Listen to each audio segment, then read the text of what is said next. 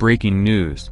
North Korea slams gangster-like U.S. demands after satisfied Pompeo leaves. North Korea accused the United States on Saturday of making gangster-like demands in talks over its nuclear program, contradicting U.S. Secretary of State Mike Pompeo hours after he left, saying the old enemies had made progress on key issues.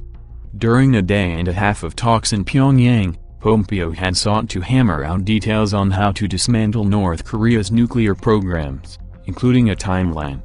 As he departed, he said he had made progress on almost all of the central issues, although work remained to be done. Hours later, Pyongyang gave a much more negative assessment, saying Washington had broken the spirit of last month's summit between U.S. President Donald Trump and North Korean leader Kim Jong-un.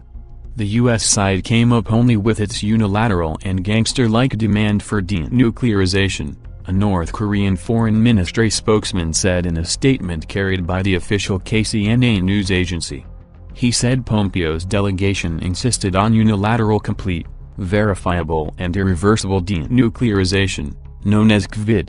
He argued instead for both sides to take a series of simultaneous steps as a shortcut to a nuclear-free Korean peninsula. The high-level talks this time brought us in a dangerous situation where we may be shaken in our unshakable will for denuclearization, rather than consolidating trust between the DPRK and the U.S. There was no immediate comment on the KCNA statement from the State Department or the White House. The contrasting comments raised questions over whether North Korea is committed to abandoning the nuclear programs it has developed for decades and has seen as key to its survival. Trump and Kim pledged at their June 12 summit meeting in Singapore to move toward denuclearization of the Korean peninsula. Trump has declared on Twitter that North Korea no longer poses a nuclear threat. But Kim has yet to provide details of how or when North Korea might dismantle a weapons program that Trump has vowed will not be allowed to threaten the United States. Also, leaked U.S. intelligence findings concluded North Korea does not intend to completely give up its nuclear program. On Saturday, Pompeo said he spent a good deal of time in the latest talks discussing a denuclearization timeline and the declaration of the North's nuclear and missile facilities. These are complicated issues, but we made progress on almost all of the central issues. Some places a great deal of progress, other places there's still more work to be done, he said, according to a pool report from U.S. reporters who accompanied him to Pyongyang.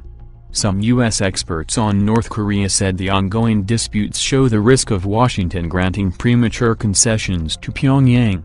Many were surprised when Trump agreed at the summit in Singapore to end joint military exercises with South Korea. The North Koreans are in the game to get, not to give, said Daniel Russell, the top U.S. diplomat for East Asia until last year. They have gotten the U.S. to back off military exercises, back off using CVID, back off the Libya model of rapid denuclearization, back off on human rights, and to look the other way while China relaxes sanctions implementation. So why wouldn't Kim Jong-un dig in his heels with Pompeo and press his advantage?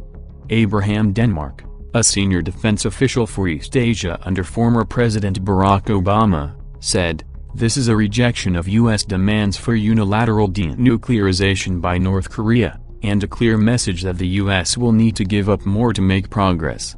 State Department spokeswoman Heather Nauert said Pompeo had been very firm on three basic goals: complete denuclearization of North Korea, security assurances and repatriation of remains of Americans killed in the 1950-53 Korean War. Pompeo said the two sides agreed to hold discussions on July 12 on repatriation, and also discussed modalities for destruction of a missile engine testing facility.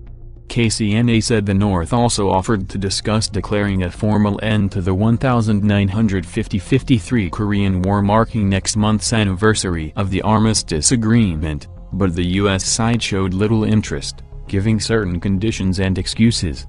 Nauert said the July 12 meeting, along the border between North and South Korea, would be at working level and involve U.S. Defense Department officials. Pompeo did not meet Kim as he had done on two previous visits to North Korea this year, but handed over a letter to him from Trump.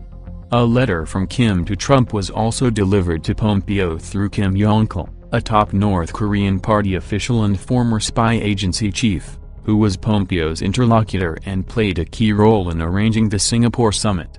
In the letter, Kim Jong-un expressed his expectation and conviction that future dialogue would further consolidate the sentiments of good faith between the two leaders, KCNA said. "We still cherish our good faith in President Trump," the spokesman said. Asked about reports based on U.S. intelligence assessments that North Korea had continued to develop its nuclear facilities even while engaging in dialogue, Pompeo said, "We talked about what the North Koreans are continuing to do and how it's the case that we can get our arms around achieving what Chairman Kim and President Trump both agreed to, which is the complete denuclearization of North Korea. Chairman Kim is still committed to that goal," Pompeo said, and he reiterated that Trump was committed to a brighter future for North Korea. The U.S. North Korea talks are being closely watched across Asia. Pompeo is due to meet in Tokyo on Sunday with his Japanese and South Korean counterparts and Japanese Prime Minister Shinzo Abe.